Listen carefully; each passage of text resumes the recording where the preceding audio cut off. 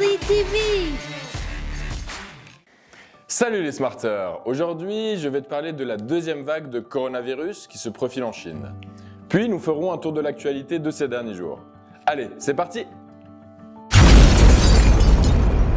Il semblerait que le coronavirus réapparaisse en Chine à nouveau.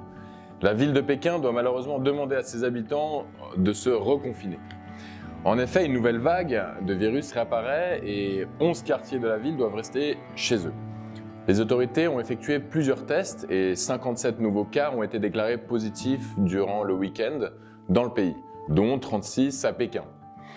Tous autour d'un marché alimentaire. C'est le niveau le plus haut en un jour depuis le mois d'avril.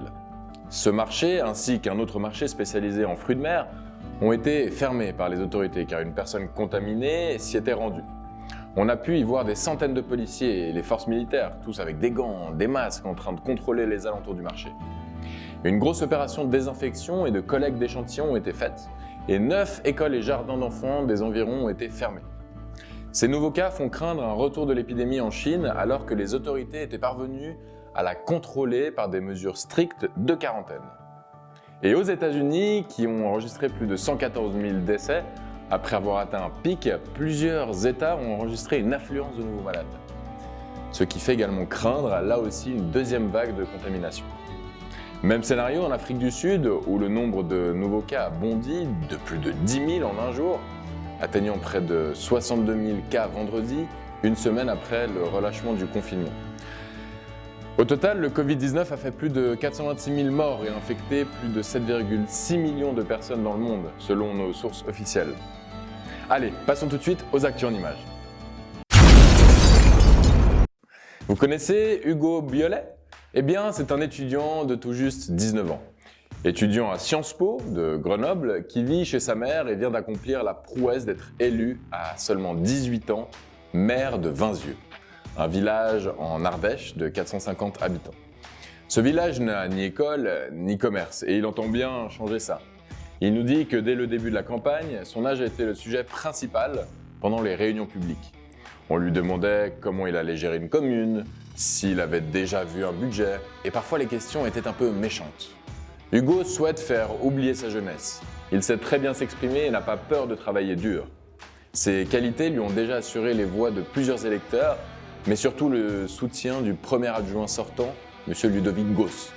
Nous lui souhaitons bonne chance pour le second tour le 28 juin. Le majestueux site Casneh, le plus célèbre des temples de la cité antique de Petra, est vide. Ce site touristique phare de la Jordanie et du Moyen-Orient, qui a été taillé dans du granit rosé il y a quelques 2000 ans, est déserté par les visiteurs à cause de la pandémie de Covid-19. C'est la même atmosphère irréelle dans les cafés et boutiques de souvenirs aux alentours. Les tables sont recouvertes de poussière, les gobelets en plastique à même le sol, et les chemises à vendre décolorées par le soleil.